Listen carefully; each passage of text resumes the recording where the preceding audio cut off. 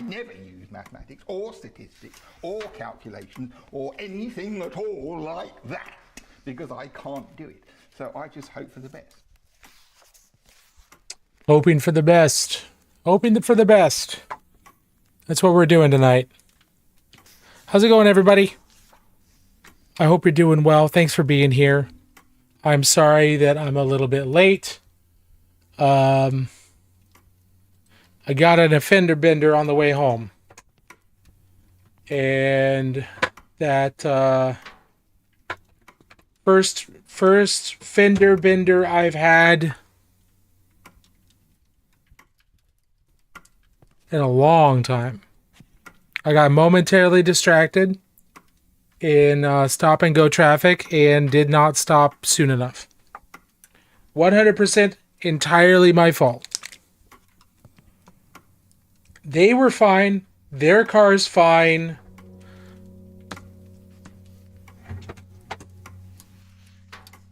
They're doing fine. No problems there. No. My AC compressor, on the other hand, now has a hole punched in it. So no AC, which is okay.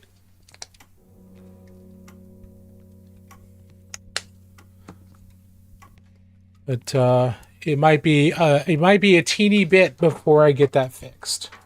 Yeah, no one was injured. She was fine. We exchanged insurance information just in case, but there was like no damage to her car at all, other than like a little bit of plastics exchange between my car and hers, like the bumpers, but nothing else.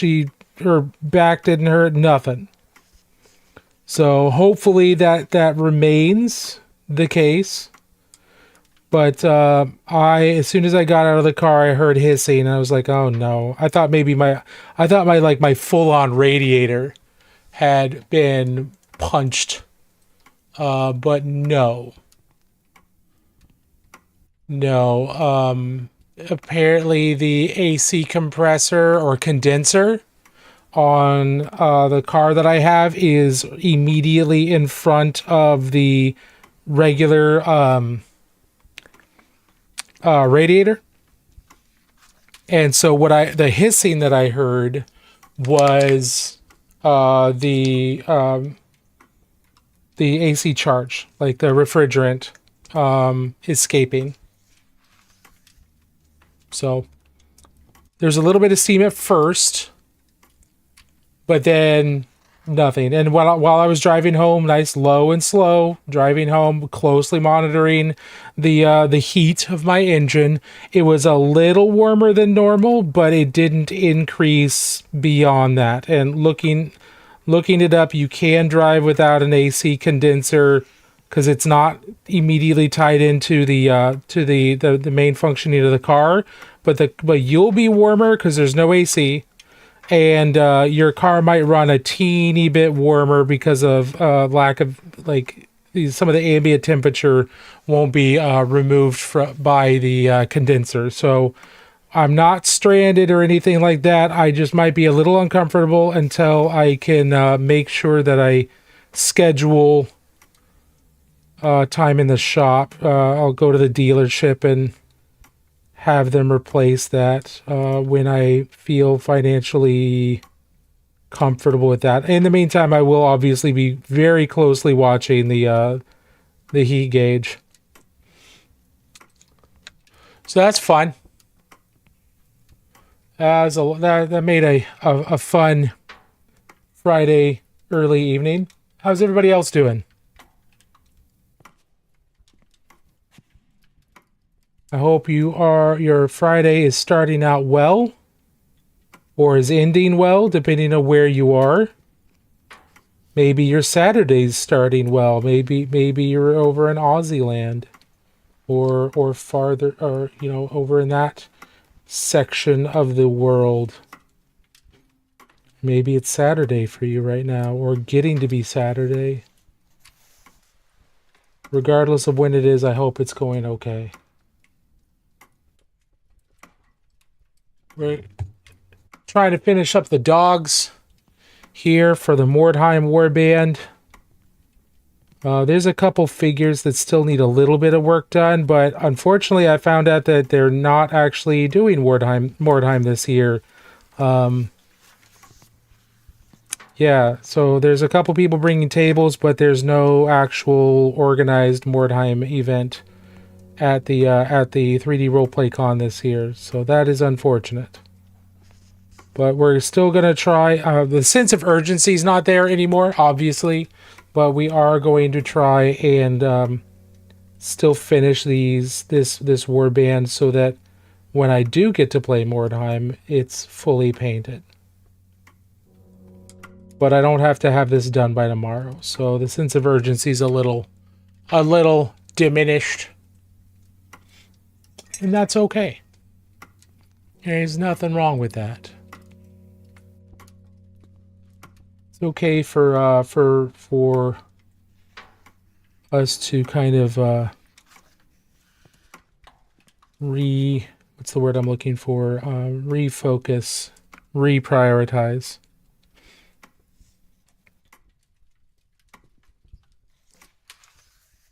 So we've base coated some of the metal.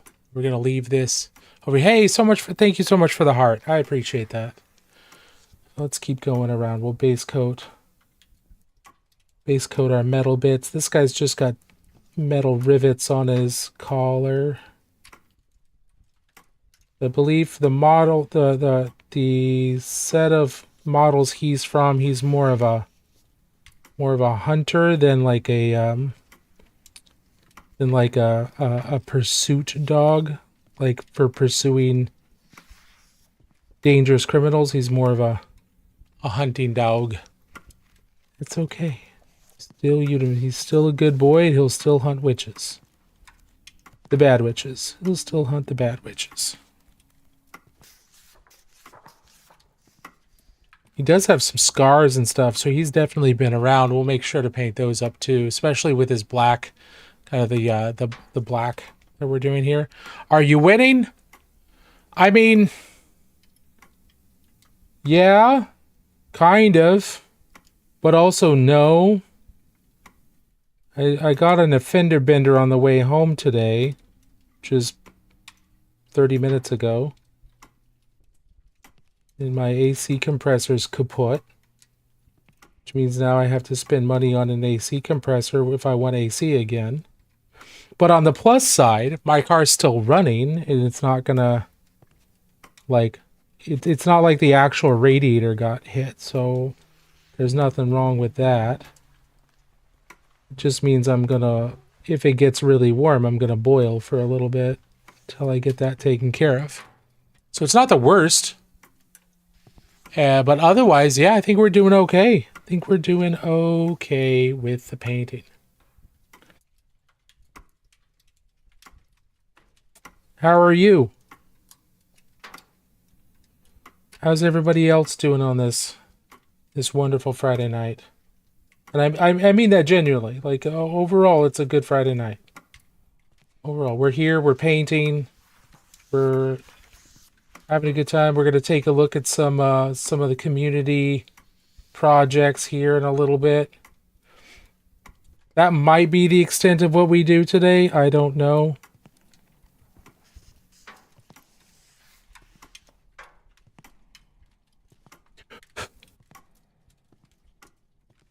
Glad to know you're all right, and that sucks. Hope they had insurance. They did, but I'm the one that hit them, so it's my fault. Their car's fine. Headed to bed shortly to try and knock the rest of this head out cold in my system. Oh, yeah. No. Make sure you do that. Take care of yourself. Yeah, they didn't do anything wrong. I got momentarily distracted in stop and go traffic, and I didn't stop when I goed when they stopped.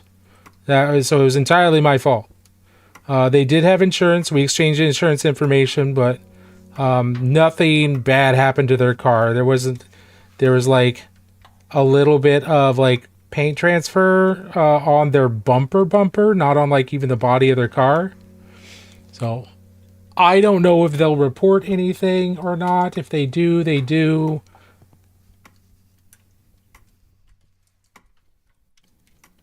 but there's no damage to their car.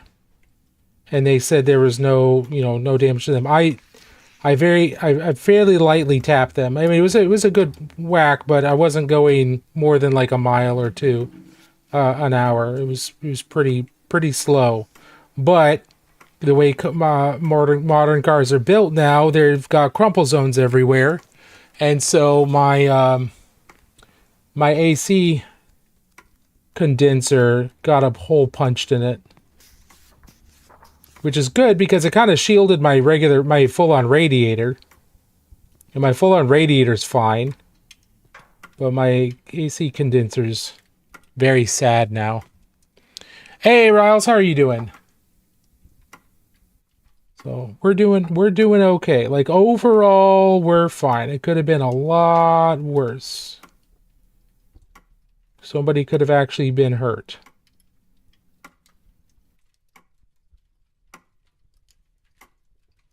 But nobody was hurt.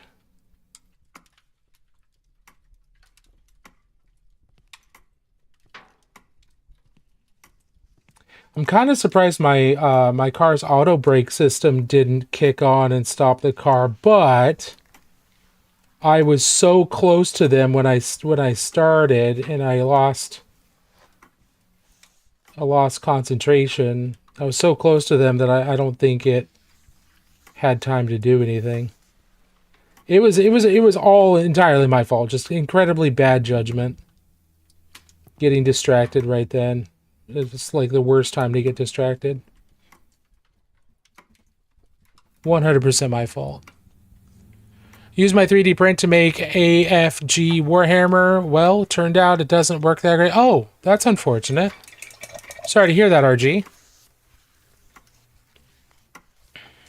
What type of 3D printer is it? Is it a resin printer or a filament printer? Because filament printers are tough. They're tough to get good detail. Hey, thank you so much. What are those? Oh, thank you for the finger hearts once upon a detail. I appreciate that.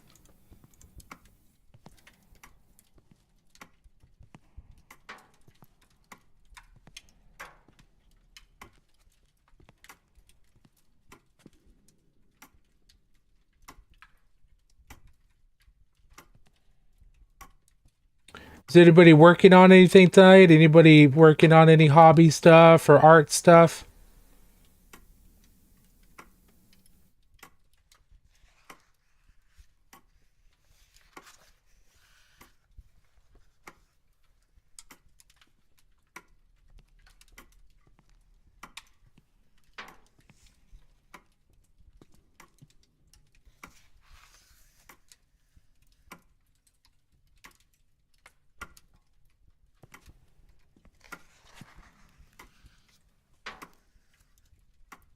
Doing this dark blue gray on all the metal sections in preparation of adding in our non-metallic highlights and shadows, or highlights and midtones. So we're just getting everything prepped, but I'm doing it in kind of a batch method where I'm doing each dog's metal sections and then moving on to the next dog, and then we'll start back at the beginning. And do the next set of highlights on the next dog, and then just keep moving around until all the dogs are done. And it might feel kind of repetitive at first, but the progress that you get to see progress happening really quickly, because you see rapid changes in a large number of models all at once, rather than having to stare at the single model for a while. Hoping to finish gluing up the dice tray tomorrow. Oh, that sounds awesome. Hey, Bodacious, how are you doing? Good to see you. Let's see. I use Hey Gear's 3D printer. Okay, I don't know anything about the different types of 3D printers out there, so sorry to hear it didn't work out well. Some of the bamboo 3D filament printers, or 3D printers that use filament, Some of those are getting close to resin levels of quality. And I have seen some really nice filament miniature prints that are pretty good on a bunch of other minis. So I know there are settings that can get a lot of filament printers close to that, close to like being pretty darn good. But they got a little bit more way to go because filament just inherently has less resolution than resin does, just by the nature of the product and kind of the physical process that's used to build it. The filament is incredibly useful in ways that resin isn't for a lot of other stuff, like hobby accessories, painting handles, storage, terrain. Filament printers are great for that stuff. They do wonderful. But, resin still tends to be the king of small detailed miniatures. I did my first live where I interview miniature artists tonight. I was terrified. Oh, how did it go? Yeah, I totally forgot to get back to you once upon a detail. I'm so sorry. I'm quite interested in hanging out, and unfortunately, I had back-to-back meetings today, so unfortunately, I was not able to tune in. Is it recorded? Where's the pod? Is it going to be like an actual podcast, or what's going to be? What are you going to be doing with that? How is it going to be distributed if people missed it, or is it going to be available?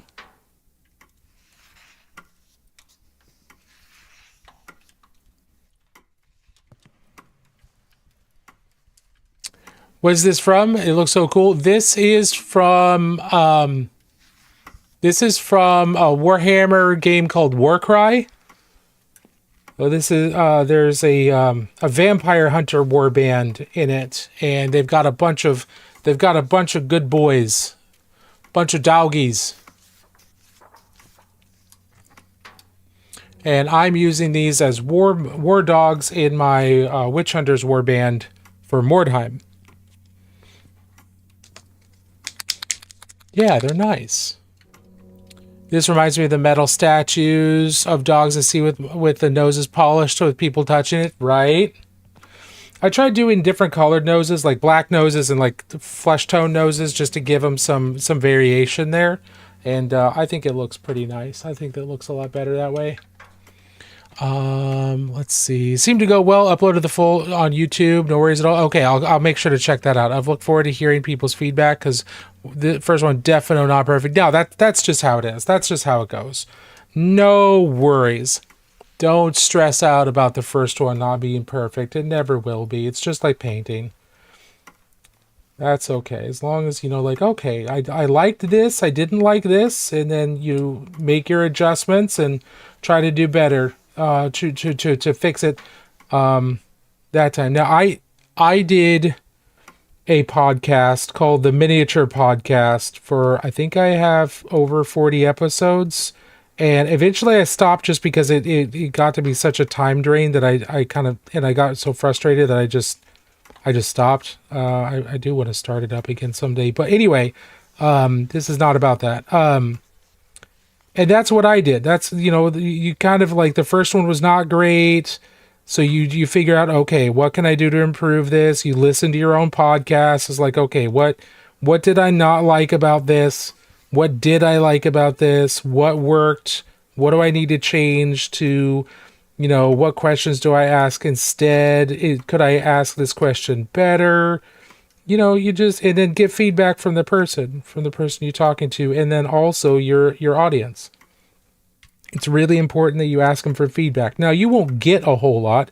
A few people will be kind enough to give you some thoughts, and those are very useful. But generally people don't tend to give lots of feedback unless it's negative, which is unfortunate. But it's also normal. You know, you don't hear a lot of good things about restaurants, but you hear lots of bad things about restaurants and other stores. People tend to focus on the things they don't like because it annoys them, whereas things that they do like, they just tend to like, you know, maybe not realize that they like it or why they like it, so they can't really always put that to words, and that's also normal. So that's, you know, that's to be expected. You'll get some feedback, but make sure you're soliciting that feedback. You know, make sure you're asking for that, and then the people that do share, that'll be really useful. I had some really good feedback. I also had some pretty harsh criticism in feedback, and that was also very useful. So, you know, don't let a rough first episode discourage you from doing something that's pretty rewarding and pretty cool. Because I definitely like the idea of what you're doing, and I'm looking forward to checking it out on the full thing on YouTube.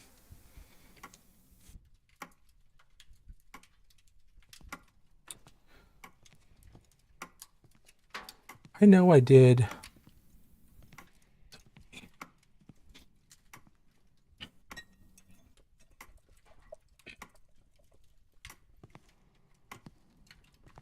Is Warcry like Mordheim? It is like Mordheim in the sense that that's a really small group of models. It is not at all like Mordheim in the sense of like a campaign. Like Mordheim tends to cater to campaign play.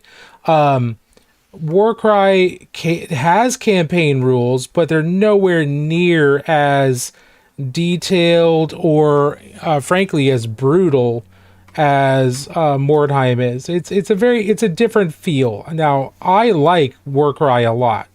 Unfortunately, I'm pretty sure GW's stopped doing anything with it because they haven't had any releases or any talk about it for, I think, over a year at this point. I could be wrong there, but I don't know what they're doing. I don't know what's going on.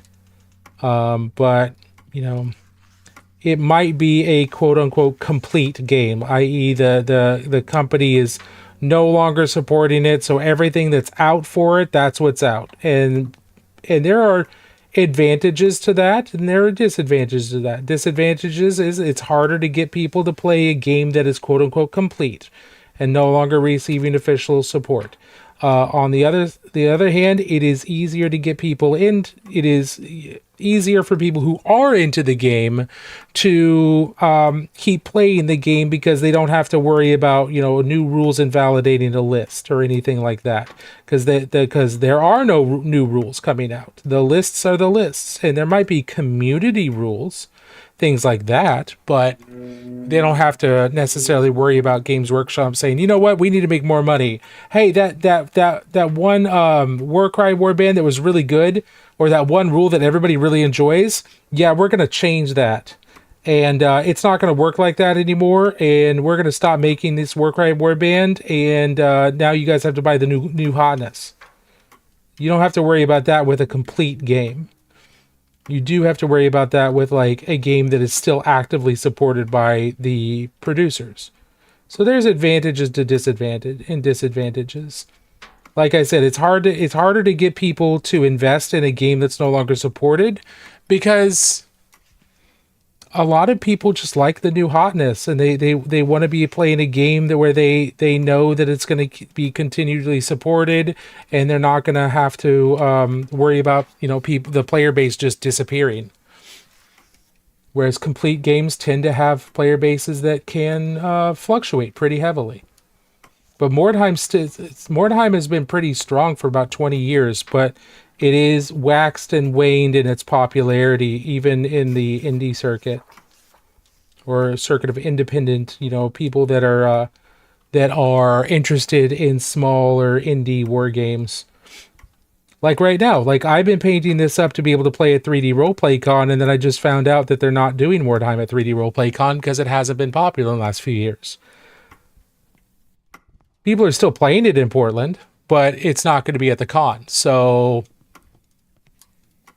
I've been painting this up, and now I don't get to play. Or I might be able to pick up a pickup game or something. So I'm just starting to get into basic painting and highlighting. Ever get easier? Am I just all cost?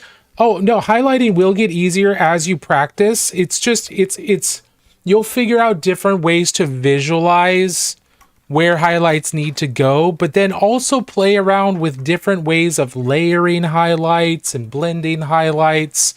It's just like color theory. It's just like base coating. It's just like brush control. It takes lots of practice. Right now, what is the difficulty you're having with highlights? Is it painting the highlights themselves, or is it knowing where to put the highlights? What's the struggle you're having with right now? DC, I hope you're still here. Sorry if you're not.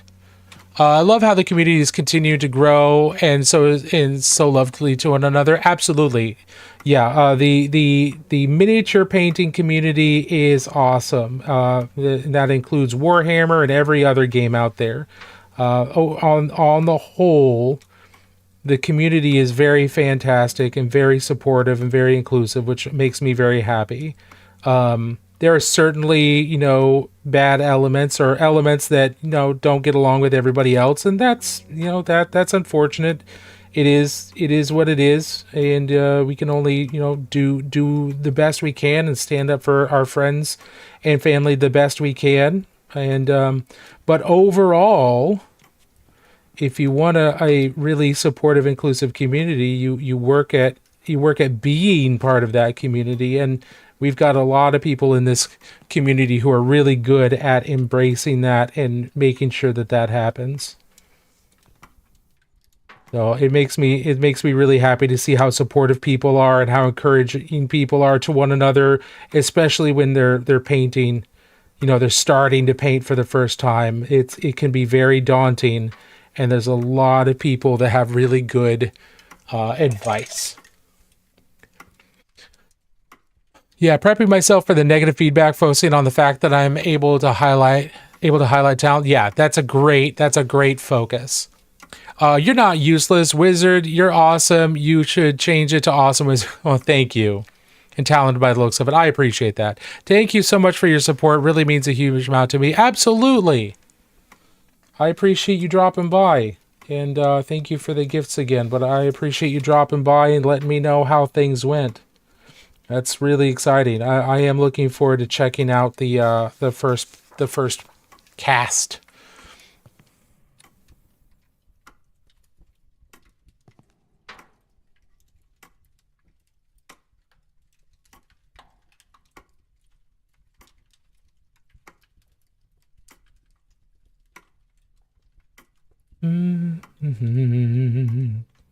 And see, look, we've been having a nice conversation here, giving people advice and then also encouraging people. And we've just been plowing right along with multiple dogs. This is the last kind of step for this particular color on the metal sections of their harness. And then we can move on to the next color for all of the dogs. So we're doing well. And I'm doing very basic, very stylized non-metallic metal. This is not super fancy by any means. This is very comic booky. This is very I want to get these models on the table, but I like the look of non-metallic metal, so we're gonna do really basic non-metallic metal and just make sure that we've got dark shadows, bright highlights, and make things look shiny in comparison to everything else. And that's what we're doing. Because that's what non-metallic metal is. Things that are metallic or reflective, they reflect a lot light, so their highlights are brighter. They are images of their surroundings. They're reflecting images, so the highlights and midtones are nowhere near as diffuse, so they've got sharper gradients. So they've got the blends maybe aren't as smooth and they're not as gradual. They're very fast, and that's exactly what we want. And we can do that with just some basic layering. We don't have to go super strong. And here we can start to see how it looks kind of reflective. And this is just, we've got one more layer of highlights after this one. But this is going to go pretty fast. It's going pretty quick. So like here, I've got our midtone. So I'm going to start the next highlight here. And you see how I'm just putting the highlight towards the top of a lot of these, because that's what would catch the light, and where the light from the sun or the moon or whatever, what have you, that's where that would reflect. It would hit there and it bounce off to my eyes from right around the top area. And you can just make it good enough. Like if these aren't, you know, real life reflections, if the light might reflect slightly differently in real life, that's okay. People that are looking at a miniature, they're not necessarily going to know that. I'm not necessarily going to know that all the time. But what the main thing is that I'm making this look shiny in comparison to the leather, in comparison to everything else. And that's all we really need for this right now. We don't need much else. Great paint job. Thank you. Hey, I just painted one of these good boys up. Oh, awesome, Tenacious Dino. That's fantastic. That hound is looking great. Are you going to be non-metallic metal on the buckles? Yeah, that's what we're doing right now. It's really basic non-metallic metal. We're not going. This is tabletop. This is tabletop, not even tabletop plus. We're not doing any blending. We're just focusing more on light placement and getting enough contrast to make the metals look metallic versus, you know, everything else. That's all we're doing. We've got one more level of highlight after this. It's an off-white. It's a cold off-white. It's the last bit we're doing. And I can show you some other examples of like tabletop non-metallic metal here in just a second. Some ways that I've done that with very little blending. And there's nothing wrong with highly blended non-metallic metal. If you're going to be painting higher level non-metallic metal, you do need to start looking at that a little bit. But for just getting stuff on the table, if you want some non-metallic metal on your minis but you just want to get them on the table too, doing it like this, where you're just doing chunky highlights in bright colors, that's all you really need. You don't need to do much else. So let me show you.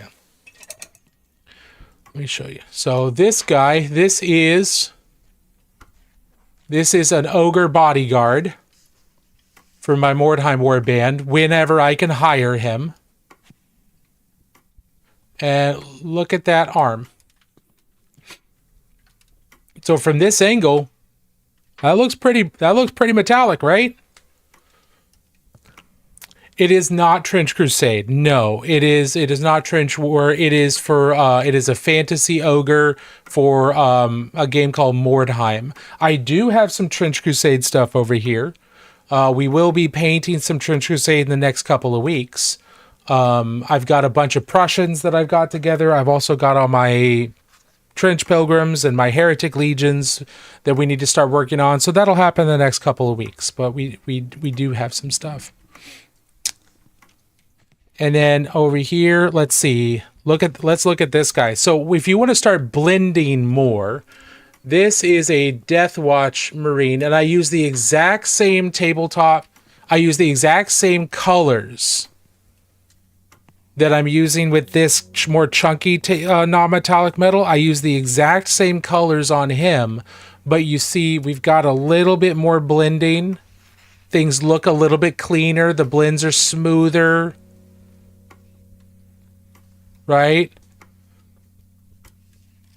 And so that's how much of a difference it can make with some more smooth blending. It can really make it look better, but the blending's really the only big difference.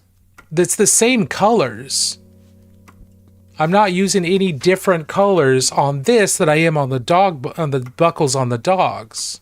I'm just being a little bit faster and a little chunkier with the dogs. And here's one we painted last stream. Here's took a little bit more time. Took a little bit more time, maybe not as chunky, but it's still pretty fast, right? And it still stands out compared to everything else. And they still look metallic compared to everything else. And that's what we're shooting for. Right? Let's see. 5 of them. Yeah. I've got 6 here and 1 more that I need to put on a base. But I'm not running all 6, obviously. I can only, the Mordheim warband that I have lit is only 4. This is the newest dog. He's an old man. He's a 3D print, but he's an old man. So we're gonna paint him up. I'm gonna get him on a base, and we're gonna paint him up for the Mordheim warband too. And then I'll have 7 dogs. Now I can't run 7 dogs with the warband that I've got right now, and that's okay. I can play around with lists and just have fun. But this means I get to paint 7 good boys. 7 of the best boys. So that's always a plus, right? Like, that's never a negative. The only way this could be better is if they were cats, because I'm a cat person, but I love other people's dogs. I adore other people's dogs. I will spoil other people's dogs. I just don't want a dog of my own. They're a little too codependent. I'm kind of like the childless uncle. I'll babysit, or I'll take the kids from mom and dad and give them a night off, and then I'll just hop them up on sugar and send them home because I don't have to deal with the aftermath.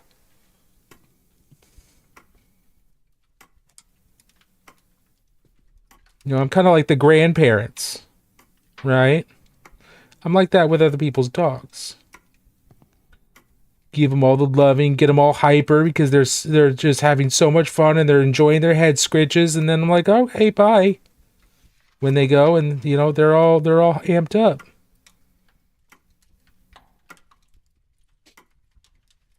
How do you know when to stop for tabletop standard? I find I will just keep trying to perfect what I'm doing. It is kind of a judgment call. That you just kind of like, hey, you know what? This is taking too long, and I need to move on to the next thing in order to finish these models for the game that I'm going to play. Like, I'll do tabletop standard because I've got a game that I need to, that I want to play, and I've got a deadline. Otherwise, I'll just keep painting. Like, when I painted, Curse City, I spent 50 hours on each model. Because I didn't have a designated stop time, and I was trying to push myself on every single one of them. So I ended up spending 50 hours on every model, and it took 2 years. That's not an effective way to do tabletop standard. There's also other things you can choose. You can say, okay, if I can do at least a mid-tone, 2 shadows, and 2 highlights. And if I can at least do that, I'll stop there. And then, you know, that's kind of where you stop. If you have to have like a definable goal or a definable stopping point, that's a decent way to do. And just say, hey, you know what? I could keep blending this. We could keep going, but I have my mid-tone, I have 2 shadows, and I have 2 highlights. And I've got enough contrast here. That's all I made an agreement with myself that that's all I need to be tabletop. And that's my tabletop standard right now. So I'm going to make myself stop. Like, you do have to make yourself stop at some point. It's when do you stop? Every artist, generally speaking, is going to keep working on something until they're sick of it. Well, that could be hours and hours and hours. So every artist kind of has to make a decision of like, look, at some point, I'm going to have to stop. Because no piece is done. They're all in progress. They're all different levels of done.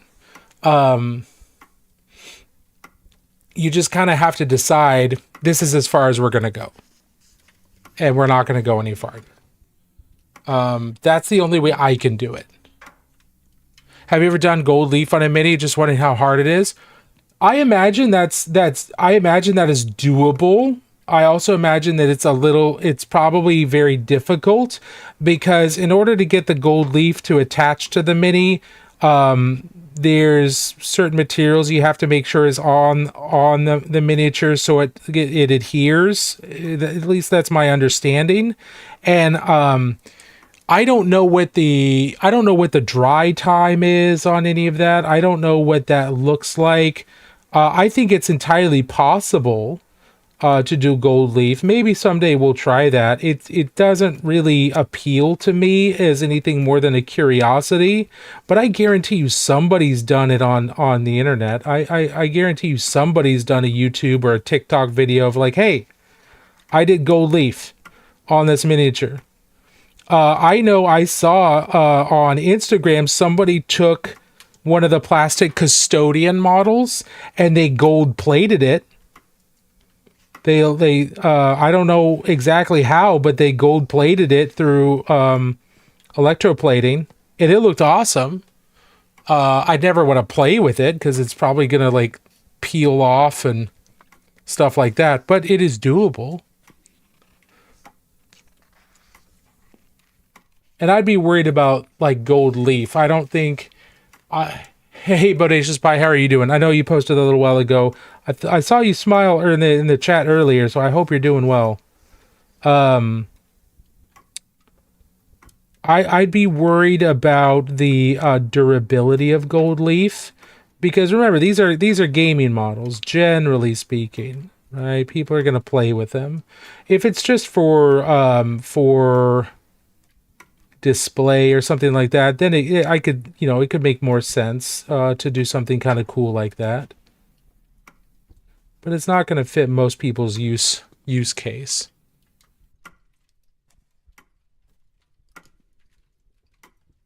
But it's definitely an interesting idea.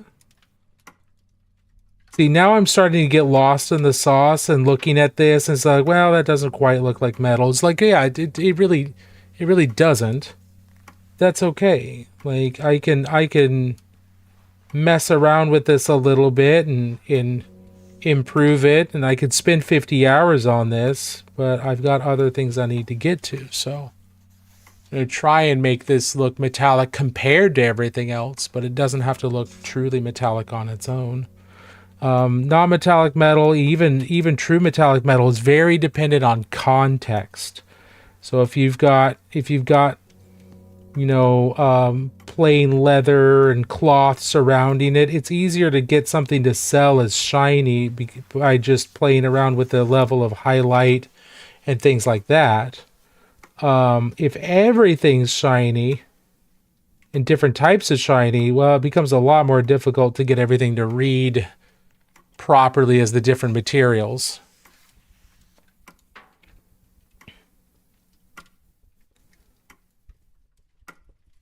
I know I'm just yapping along. I'm in kind of a yappy mood at the moment. If anybody's working on anything, or if anybody's got anything they want to show off, we are going to be doing a community showcase, which we do every Friday. We're going to do community showcase here in about 15 minutes, I think it is. Doggos are looking cool. Thanks. Deciding if this monstrosity I'm looking at shall be attempted, do it. Do it. Plotting for Mecha May. Nice. Planning on getting shot before 11th comes. Gotcha. Nice. Yeah, if anybody's got anything they want to show off, you can throw that in the Discord in our Works in Progress channel, or if you've got anything you've completed, can throw it in there. If there's anything you're looking for advice on or feedback on, we've got channels for that as well. I don't give feedback unless specifically asked for it, because I want to give people a place where they can just say, hey, I just want to show off what I'm working on. I don't need a bunch of people to tell me, oh, you should have wet blended this, or you should have chosen a different color. Unsolicited feedback is not something that I do. So if you just want to show off what you're working on, please feel free. But if you want feedback, you do need to specifically ask for it in the post. But I'm not going to assume that anybody wants feedback. So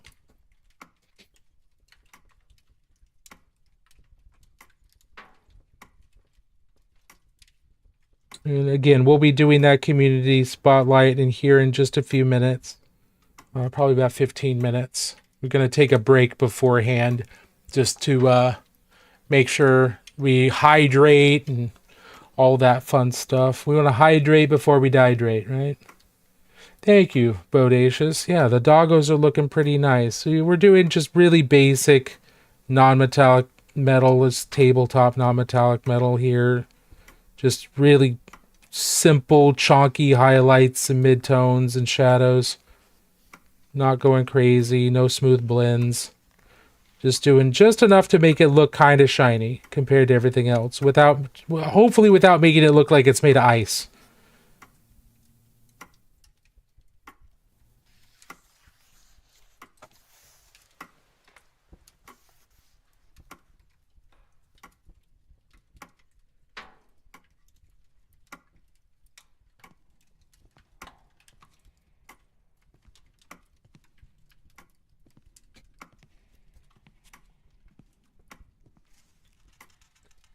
I also just got notification that a couple of the pieces of clothing that I ordered to try and go to my first Ren Fair in are on their way. I picked up some loose linen pants. A pair of those. 2 pairs, actually, so that I could change them out if I need to. And then some kind of loose old style shirts with like lace up neck. I ordered a couple of those. You're hoping to go to your first Ren Fair this year? Me too. I've never been, and I'm planning on going to the. Trying to go to the Oregon State Ren Fair this year. It goes for most of next month. And yeah, I've never been. And I really want to go. So we're gonna try and make it happen.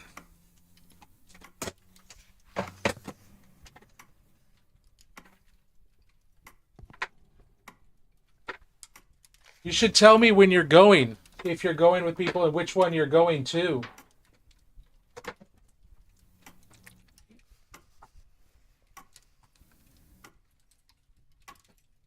Okay, so we've got this flagellant here that we need to do a little bit of work on. He's got his foot wrapped down here, which we're gonna paint up in kind of a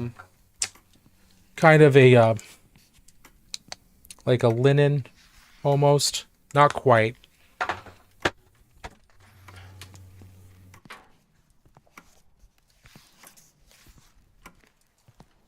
We're gonna hit this with some heavy warm white.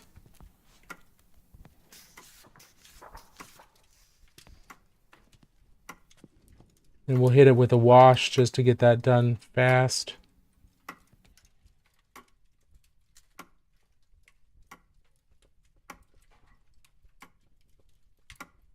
I have some contrast paints that I could use, but they're out in my traveling case.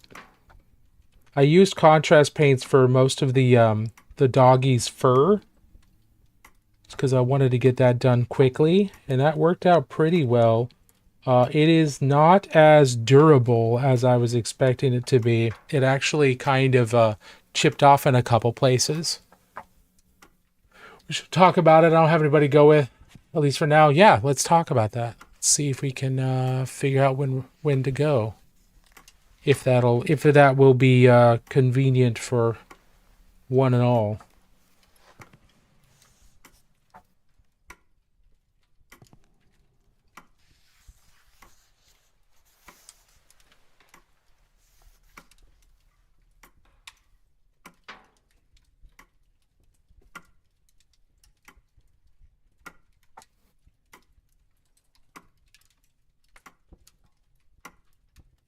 Eventually, I want to have like a full-on like wizard's outfit. So I'm going to go as the useless wizard. But I don't think I'm going to be able to get like a full wizard outfit together this year. We'll see. We'll see how well we go. How well we do.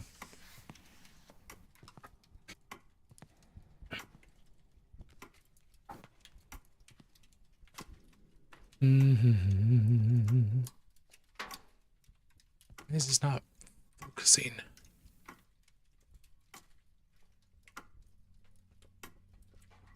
Okay. So we're still waiting for that cloth to dry down there. So we'll just leave that be for now. And then we're going to take this kind of ochre color. We're going to hit this rope with that. And then we need to hit the chain with our non-metallic metal steel.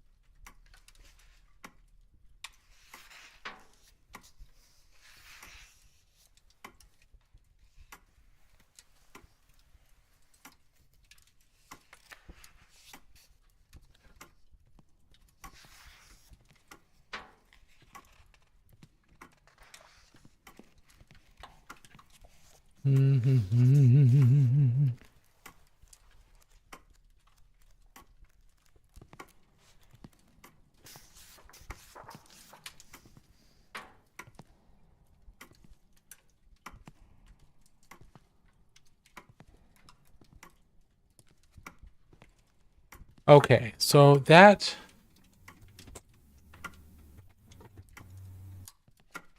Where did it go? I know I had some over here. Where'd you go?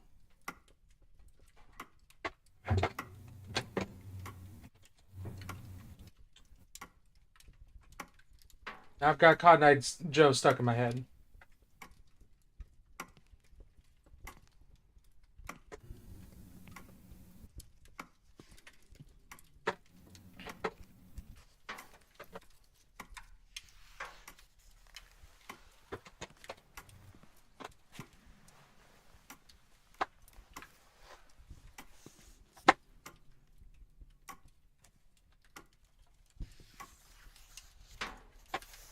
I know what I'm going to do. I know what I'm going to try and do. So this block here on his flail has got a bunch of spikes in it. Those are obviously going to be metal. But the whole flail head appears to be made of metal, and I don't like that. I'm not a fan. I would prefer it be painted something like wood with the metal spikes driven into it or driven through it. So that's what we're going to do here. So we're going to come in and we're just going to paint this like a wood color to start out with, and then we'll hit it with like wildwood after the break to give it that general wood color. We'll give it some wood grain as well afterwards so that it looks like a wood block with spikes going through it, because I prefer that vibe for this, because like if this head was made of metal, it's the size of his torso. Like, I get that Warhammer is like over exaggerated, especially weapon sizes and things like that. I get that, but I don't like it being that over exaggerated quite. At least in this case. I think it would look cooler, fit the Mordheim vibe better if it was, you know, this destitute flagellant who's carved the head of his mace, of his flail, out of wood. And we're gonna do that. So we've got 1 minute before I'm gonna take a break. So So we're going to let this stuff dry. And it looks like... Yeah, it looks like his foot is done, is dry. So we're going to take some Agrax Earthshade. And we're going to make sure that he's got, a nice dirty bandage all around his feet. Because why would he have a clean bandage? That would be crazy. He's a flagellant. Nothing clean about him. He is suffering for Sigmar, for the sins of his people. Go here. Too much wash.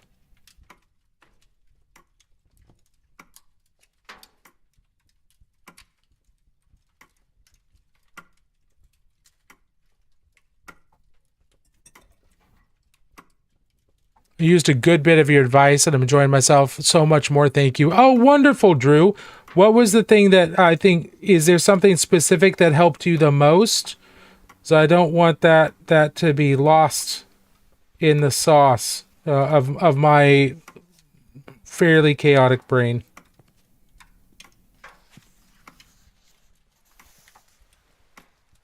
But I'm really happy to hear that you're enjoying yourself a lot more. That's wonderful. That's what we want. That's the most important thing.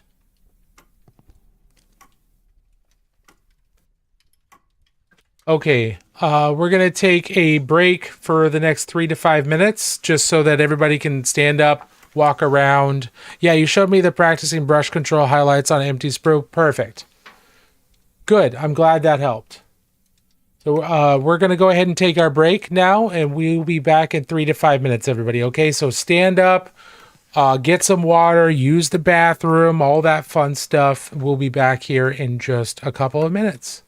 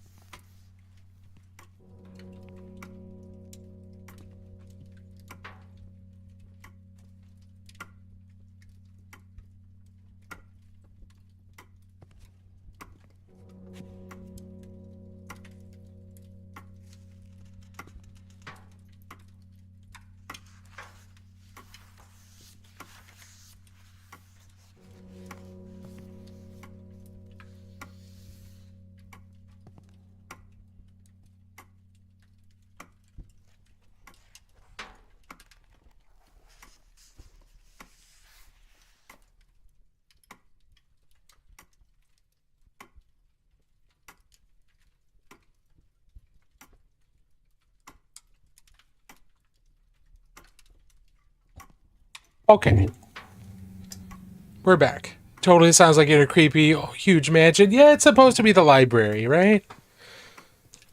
It's supposed to be, though I could do this.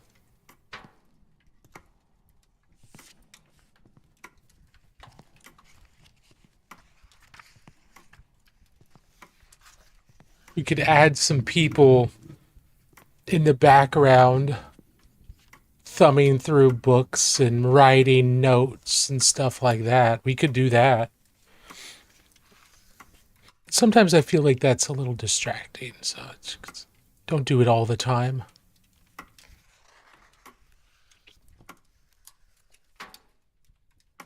Okay.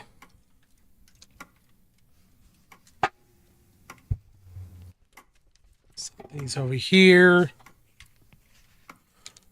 So let me go check the Discord to see where we are with...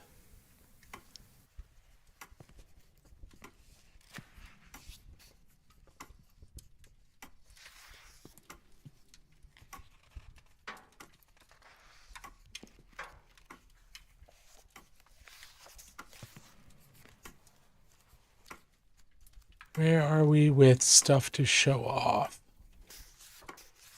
So if there's nothing, if no one's posted anything in a little while, then we don't have to worry about it. But oh hey,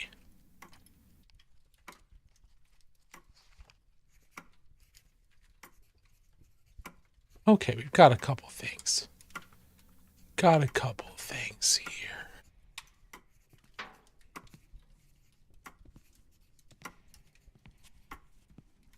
Let me check.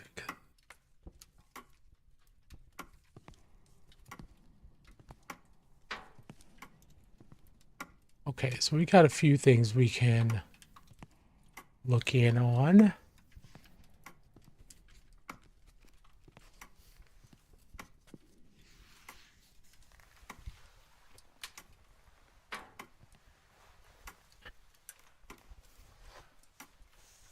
All right, so first we've got this conversion of the Ancestor's Wrath miniature. This is a really nice conversion because the Ancestor's Wrath miniature, I'm pretty sure this is a conversion of that mini, right? Let's see.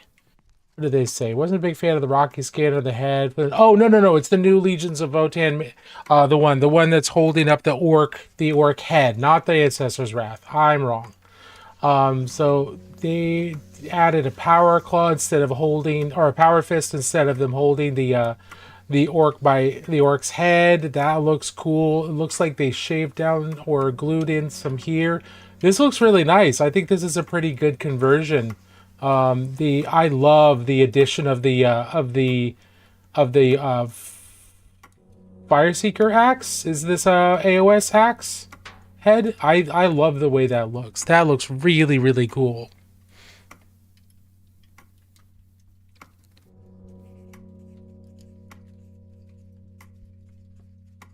And yeah, see, they got that. They even got the pipe going straight into the back here. Very nice. That's a great conversion. That looks really good. Looks pretty natural too. Okay, so down here, left, happy with the base. Oh, this looks cool. Nice piece of wood here. I like the paint on it. Got some shelf mushrooms. Always a fan of shelf mushrooms. Some big old fatty leaves and a giant acorn. That looks great. Yeah, love the colors on the acorn. That looks gorgeous. Tree looks nice and dried out with you've got a nice transition between the stripped wood and then the bark. Love the texture on the shelf mushrooms. And then yeah, look at that. So this is a mouse on a ferret or a stoat. A weasel family. That looks fantastic. I love the scale that you've got in here.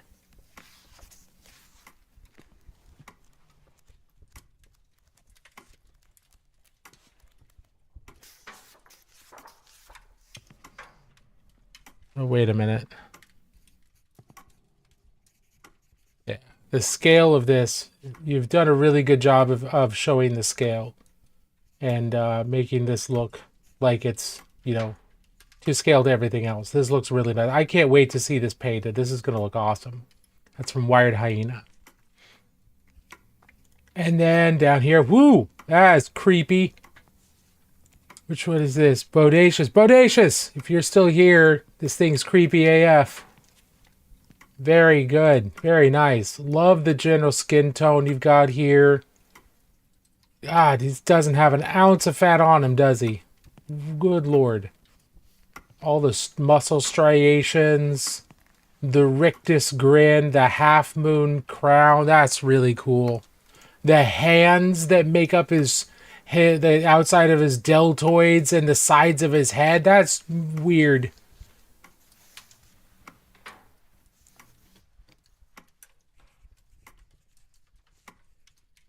Yeah, it looks really good. You decided to make something even more creepy than the thing you brought to the con. Absolutely. That was me trying the one step. Gotcha. How do you like the one step? I didn't pick any of it up because I don't generally use that type of product. Like I don't generally use a lot of contrast paints and stuff, so I was curious. Anything recent? Yes. So this is by Dig Batty. It's a Tyrannid Ducky. This is also probably from Epic Duck. It does a fantastic job of sculpting all kinds of different ducks. This is from Hive Flock Breadhemoth. I really like the colors. Got the kind of the fleshy red here. That's really nice with the really nice vibrant blue. That looks really good. I was curious about it, but I think it covers better than speed paint. Okay. The base is even earlier. Nice. I'm looking forward to seeing that. And here we've got a Hellsmith of Hashut.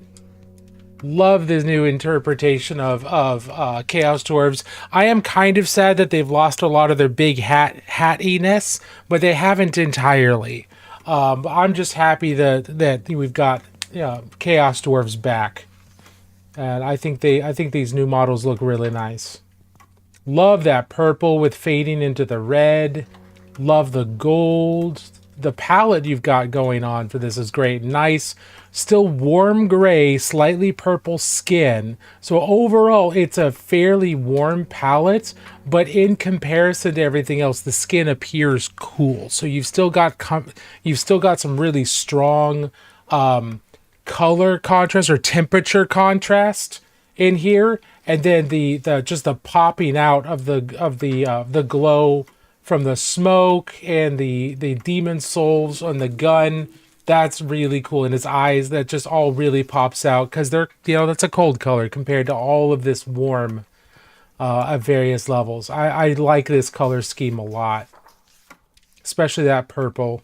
It's a beautiful, beautiful purple. Really nice. Very, very nice.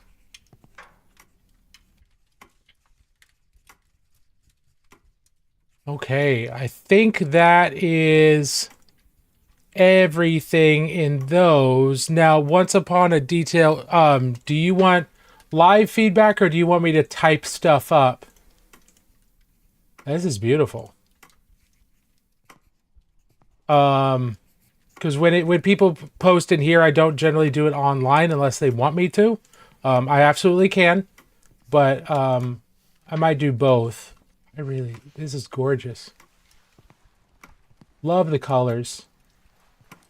Really like the colors. Let's see. My latest piece, would love some feedback on painting for 4 or 5 months.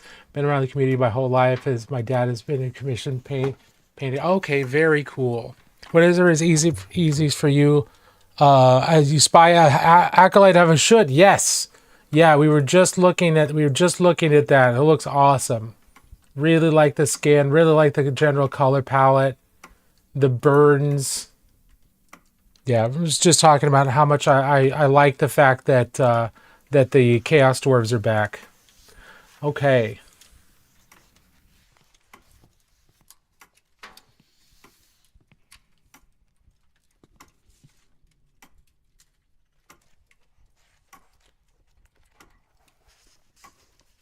Okay, I like the dark blue. I'm not seeing a great deal of value shift in the dark blue. I see some up here on some of these folds here, but it's not very even. So I try and even some of these out and get them to kind of fade into the shadows a little bit.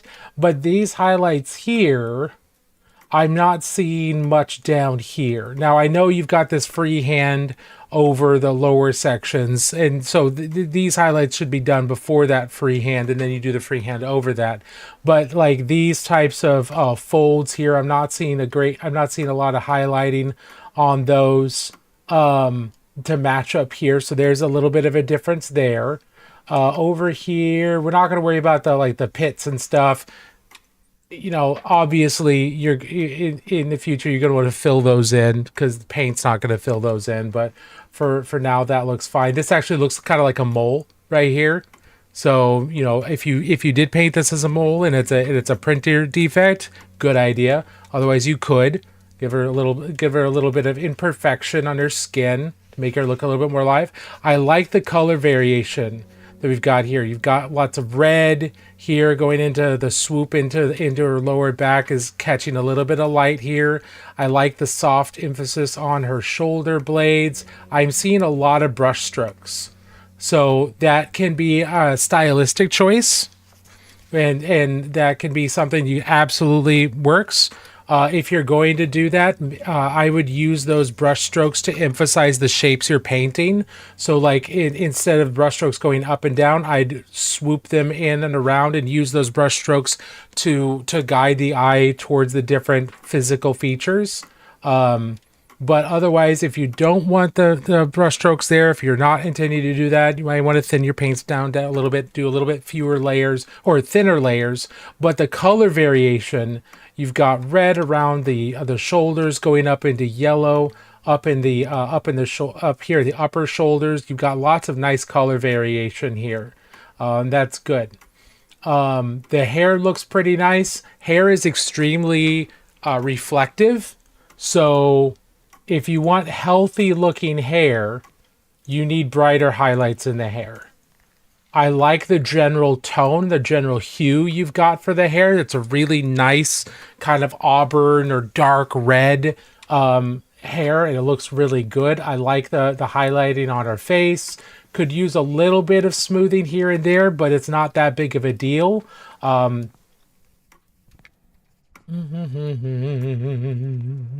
Yeah, there's a little bit of paint that's kind of stuck into this crease here. So using some dark lining or something to make a dark line between her hair and the skin can help erase that, but also cause more of a visual distinction between her hair and her face. But going back to the hair, this is a good start, but you need to healthy hair is very shiny. It's almost metallic. So I would bring the highlights up even farther, like up into like a yellow orange, like a yellow orange, depending on depending on how bright you want it to be. That's not a great example. Do I have anything? Yeah, everything's all works in progress. So I don't have anything finished that I can show that with. Everything's in works in progress. This is probably the closest thing. So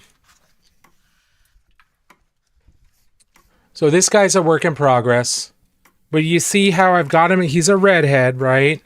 But I'm working up. I still got to work the highlights up farther in his beard and in his hair, but you see how we're going up even brighter and brighter and brighter, and that's to show the sun reflecting off that healthy hair. It shouldn't be across the entire length of each strand, right? Because the strands go like this, they'll reflect light differently.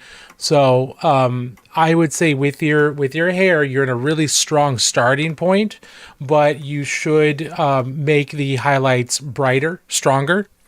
Because healthy hair is shiny, and right now this looks a little dull. Good color again, but the hair looks a little dull. It looks like maybe it hasn't been washed for a while, if that makes sense. Again, I like the color variation you've got in the skin, the shadows down here. That looks very nice. I think I'm seeing the main light source coming from this direction, from her left. That's what I'm seeing here and the side of her breast here. I'm not seeing it as much over here, so maybe I'm just misreading it. I don't see it right now. I'm not seeing a really strong direction of light. It's almost like she's evenly. It's almost like some parts of her are lit from one side and other parts of her are lit evenly. So I'm not sure which one. So I want to treat it almost as non-metallic metal. Yes, healthy hair is almost as shiny as metal. Absolutely. In my opinion. And Cujo Painting's got some really good videos on painting hair and really reflective hair. Also, Vincent Venturella also has some really good videos on painting hair. I'd highly recommend both of those. They're the ones that kind of like broke that in my head and helped me think about hair and painting hair in a more non-metallic metal way, and that's how I base my classes for painting lustrous hair, healthy lustrous hair. My classes are based around the stuff that they taught and what I've been practicing since then. So it's that would be my recommendation. Now, the highlight placement, great. You've got a band of highlight coming down around here. You've got a band of light coming down here because this is a cylinder, right? Well, it's not a cylinder. It's, sorry. Yeah. So, it's not, oh my God, it's not a cylinder. It is a sphere. But each one of these bands of hair is going to reflect light right in the middle here. Now, if the hair was down, right, then the highlight would travel around the crown of her head. But since the hair is swept back, the highlight's going to travel around the kind of the nape of her neck there, like or the crown, and then or down around the nape and like this. So that looks good. Same thing with the messy bun, or the same thing with the bun. Yeah, that looks nice. The helmet looks gorgeous. I like that. I like the freehand, the petals and the flowers on her skirt. I like the variation in reds you've got. This red seems really, really dull. So does this red. Both of these seem incredibly dull in comparison to the embroidery on her skirt and the general vibe. I would expect brightness more like this all the way around, or at least consistently where light is going to be hitting, especially on something like the rose, which I think is kind of a focal point. I'd want this to be more saturated and brighter color. Maybe not too much brighter, just because you don't want to distract from the helmet and you don't want to distract from her. But this is really dull. It almost fades away. The straps on her dress, you should probably also touch that up there and do some dark lining to really have a visual break in between the dress and her skin. Dark lining will also help you cover up these areas of going outside the lines a little bit, but it also helps just to for the human eye to have a like, oh, I'm looking here, oh, dark line, and then something else. Okay, there's a break in this detail here. It's not just changing color, there's an actual change in geometry, and the object is actually different. It just helps the brain read that. How do you dark line? Yeah, so let's go over to painting. So there's a couple ways to dark line. Let's see. Do we have a good example? Something we go. Yeah. So like, look. Let's look down here. So he's got his pants, right, and they're buttoned up here, and then we've got a flap right here.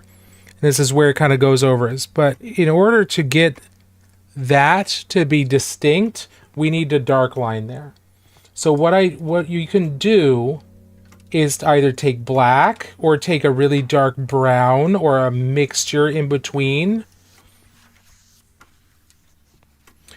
And make sure it's kind of thin because you want this to flow. And you do want this to be significantly darker than the area around it. And then you just take the tip of your brush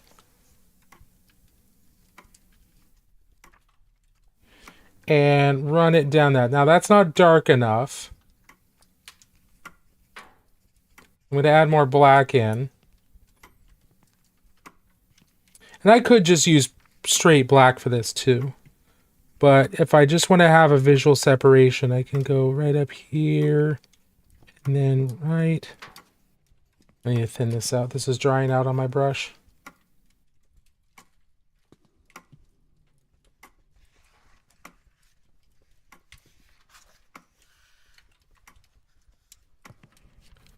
Then we can do the same thing over here. And just use a really thin line to create a visual break between two pieces of detail. So we can do the same thing over here. We can take our black and line it right where the sleeve meets the gauntlet. Same thing over here. And it just helps the eye. It helps it break it up. Now a wash does something very similar. This is just more controlled. So you could do this with a wash, like a black wash or something like that, a dark wash, or you can just do this in a really controlled way with with paint or an ink. Or you could use a wash and just, apply the wash only in those small areas. Does that make sense at all?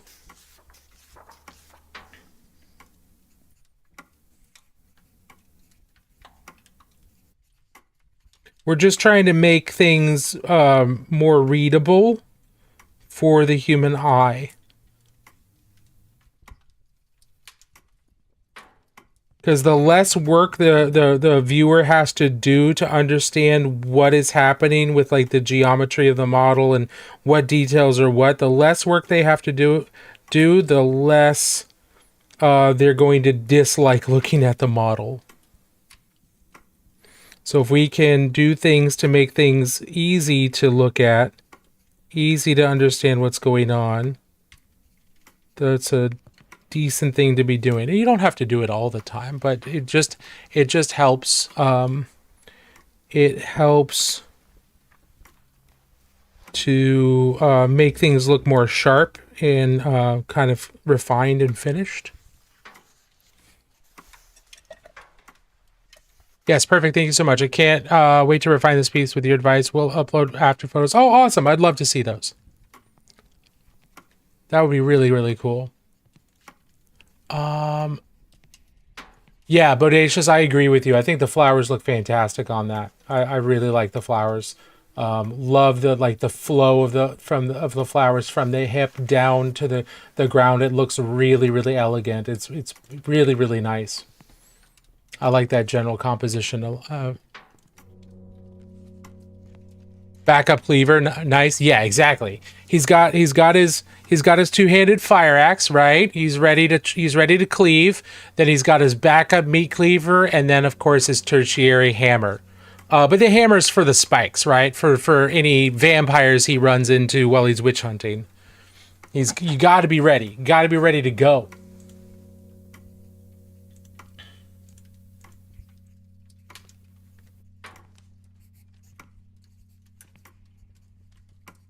Okay, so let's see.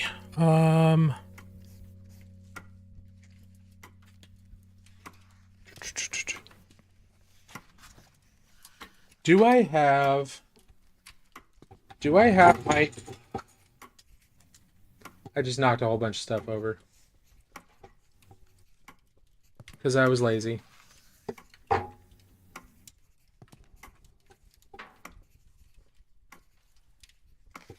I now have Roman Legionnaire bits spread across my floor because I was lazy. And I wasn't putting things back correctly. So That's what I get. I deserve it.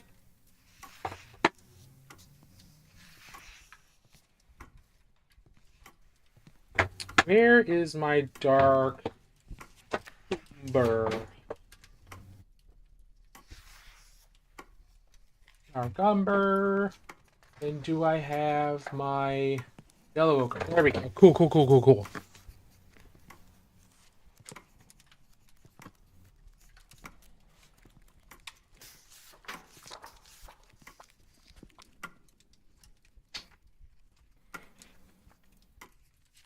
Yeah, happy to help.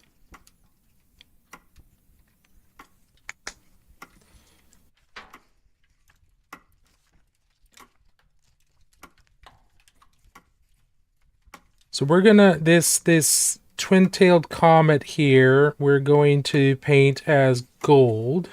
So we're gonna start out with a really dark brown, dark warm brown, dark umber from Pro Acryl. That's what I'm using in this case. And then we're also going to paint the top of the flail a gold. And yes, in true combat, this will get all bent and banged out of shape, and that's okay.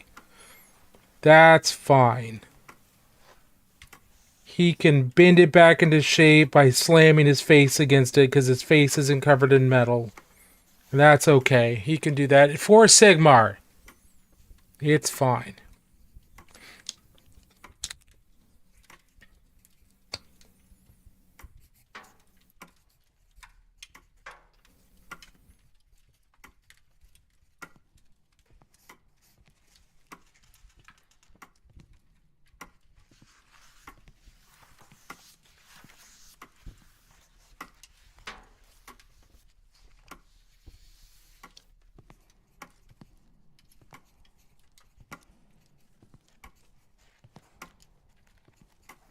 I'm going to reach down to the twin-tailed comet down there because that's a little bit more exposed to the sun. So is this. I'm going to hit the edges.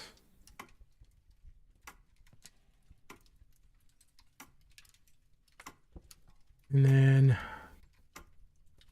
here.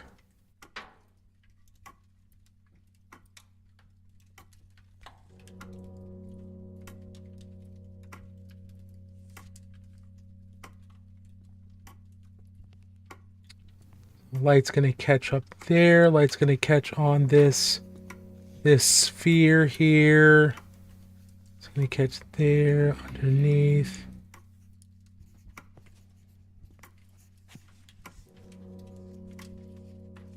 And underneath here, it'll catch here and here in my judgment. That could be wrong, but that's where I choose to do this because it is what I decide.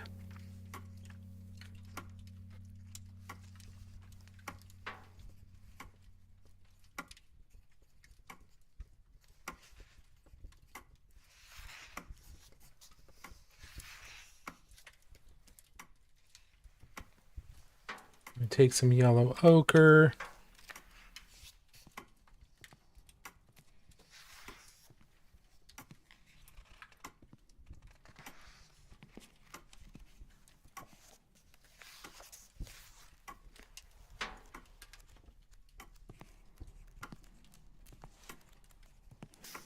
I'm off camera.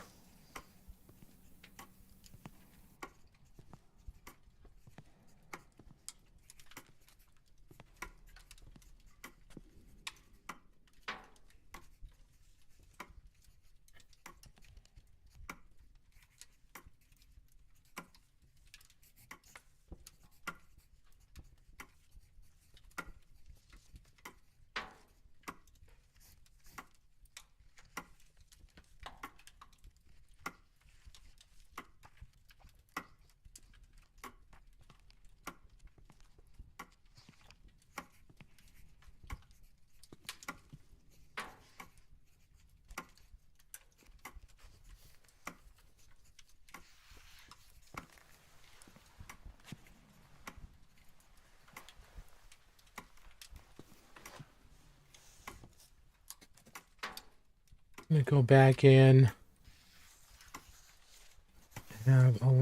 more yellow in here, maybe not quite as much shadow right there.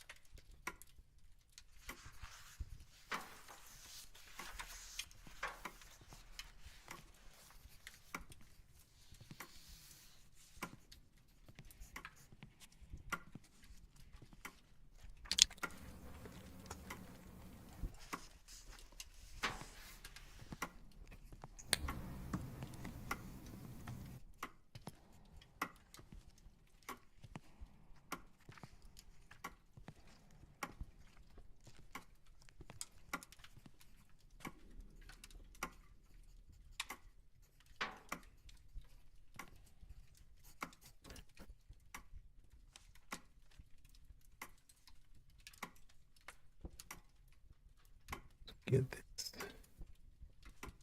Just trying to push up the highlights more, because that's, again, that is a major portion of making things look shiny in comparison to everything else. It's brighter highlights, because they're reflecting an image of the light source, right? These are reflecting, this is direct reflected image of the sun is what's happening here, or Sigmar's glory, whatever you want to call it. But it is going to be much brighter than any of the other light sources that are hitting here. And I'm adjusting back and forth, because, you know, maybe I thought it was gonna look good one way, and it's like, yeah, no, that doesn't look good.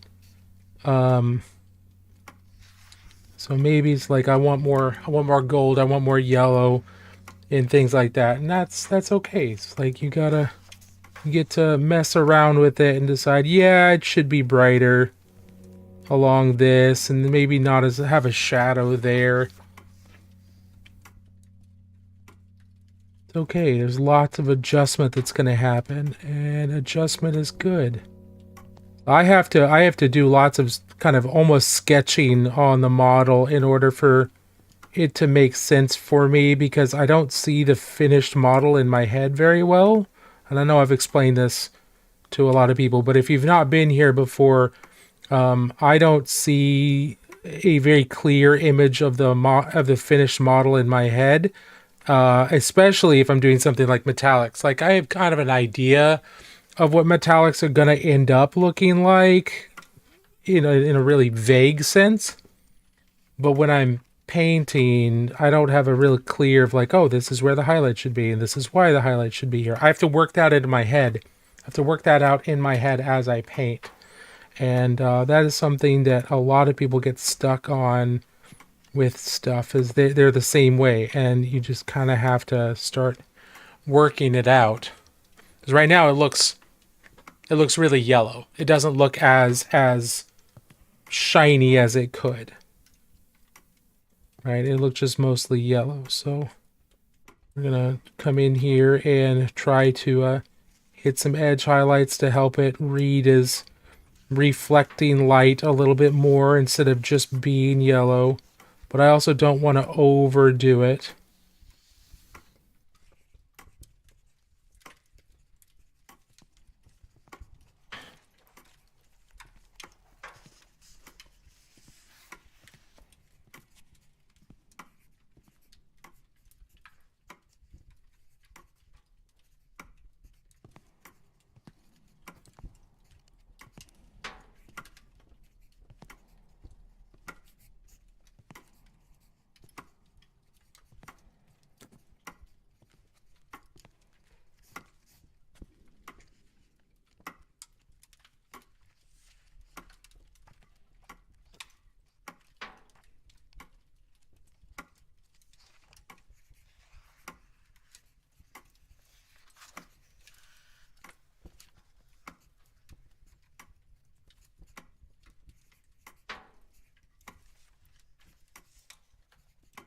Trying to get a bounce reflection in the lower part of the sphere here.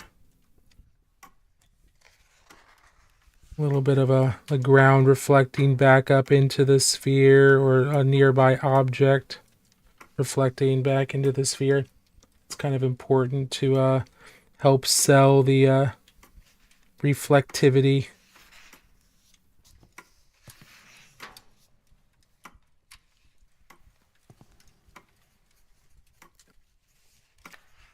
Let's see.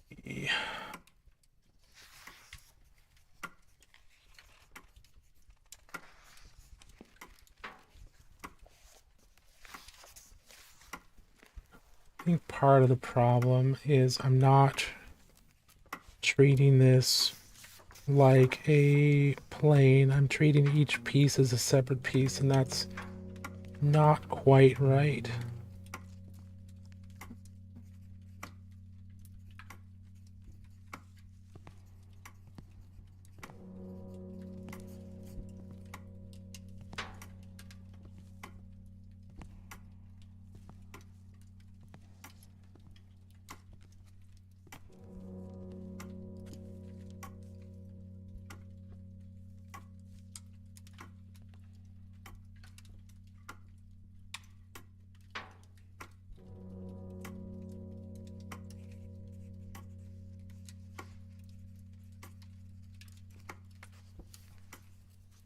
Kind of locking in here, so I know I'm being really quiet.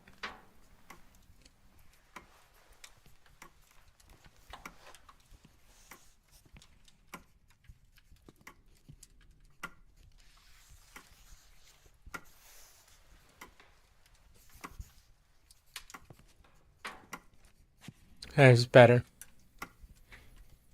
Better. Not perfect, but better. I think it's starting to read more like a reflective surface now. So we've got highlight and shadow traveling along the same surface. It took a little bit. Okay, a mech is sliced, 6 prints totaling 18 hours. Woo! Here we go. Get ready to rock and roll, man. Ready, rock and roll.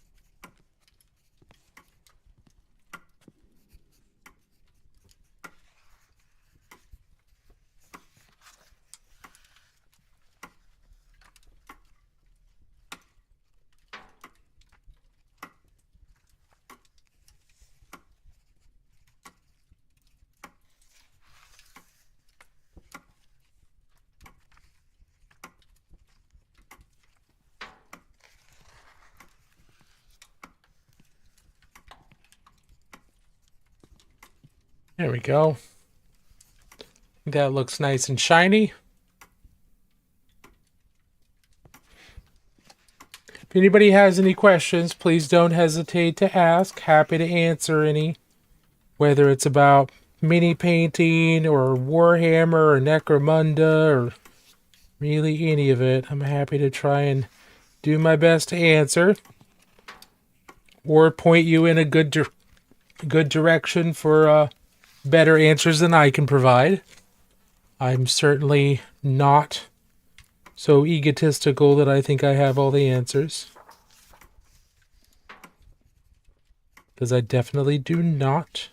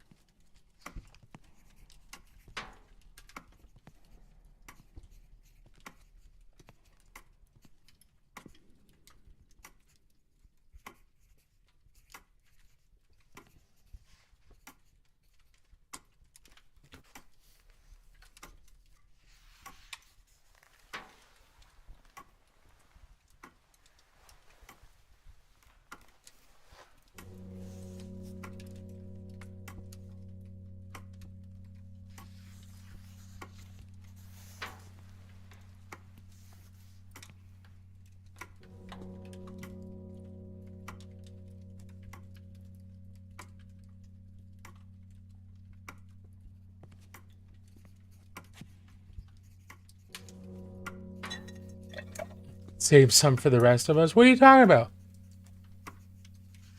Good question. Why are you so cute? Aw. Stop.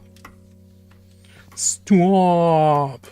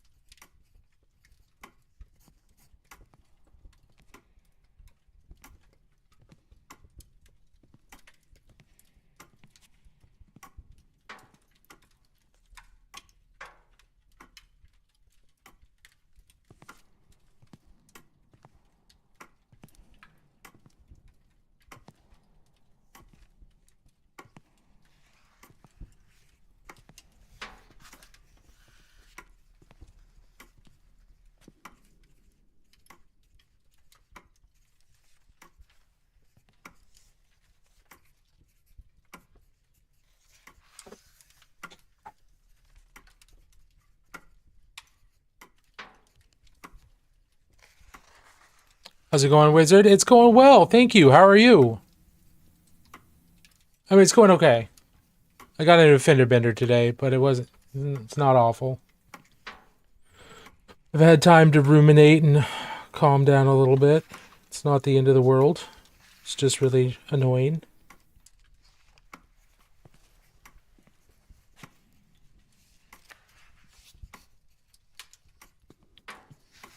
You're okay? Good. I'm glad to hear that, Island Hobbyist. What have you been working on? Anything particular out on your island?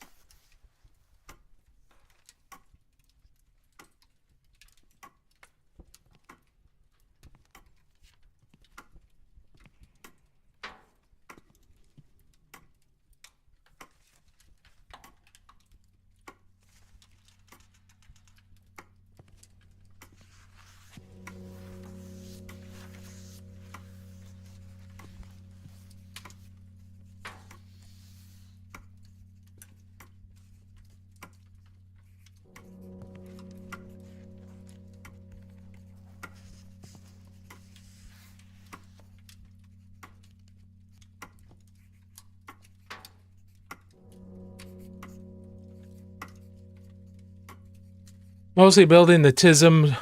The TISM took control, and I bought my gray. Oh, wow, awesome. Hopefully that's been enjoyable. I understand when the TISM takes over. That's okay.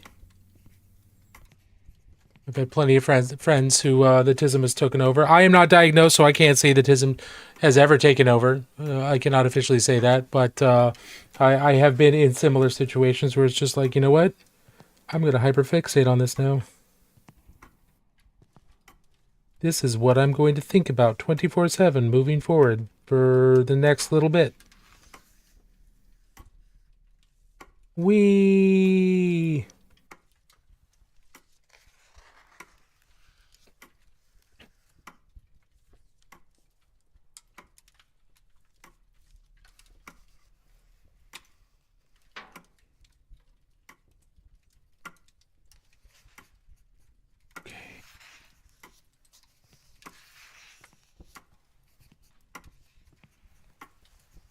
W3 armies. Nice.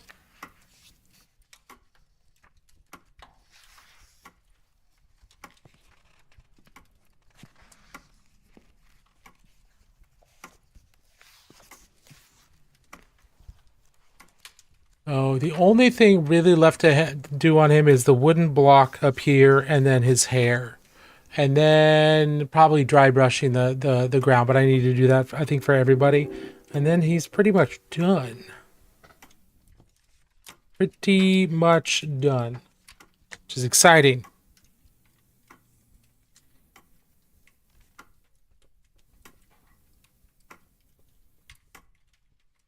Then everybody's almost pretty much done.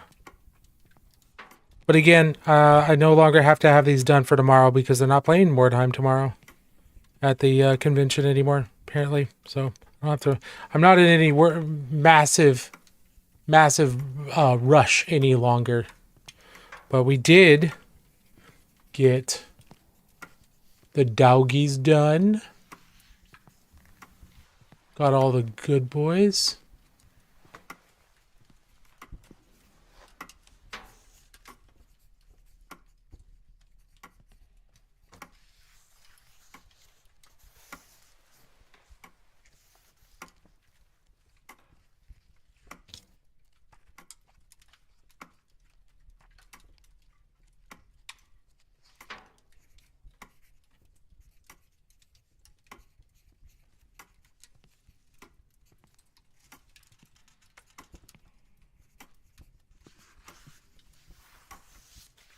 Got a lot of good boys done. And then almost all of the members of the warband are done. We still need to do armor and maybe some freehand on this person and his legs. He's the one that's the farthest away from being done. And then, other than him, there's the flagellant here who needs his hair done, maybe. And then obviously the flail, the rest of the flail. But everything else is pretty much done on him. I feel pretty darn accomplished. I am going to call it here, I think. I appreciate y'all being here. It's nice to see those of you that drop by. I haven't seen in a little while. Thank you so much for doing that. But we're going to go ahead and call it here for the night. Yeah, I am going to... I did just get in some golden maple brushes that I ordered. I paid for these.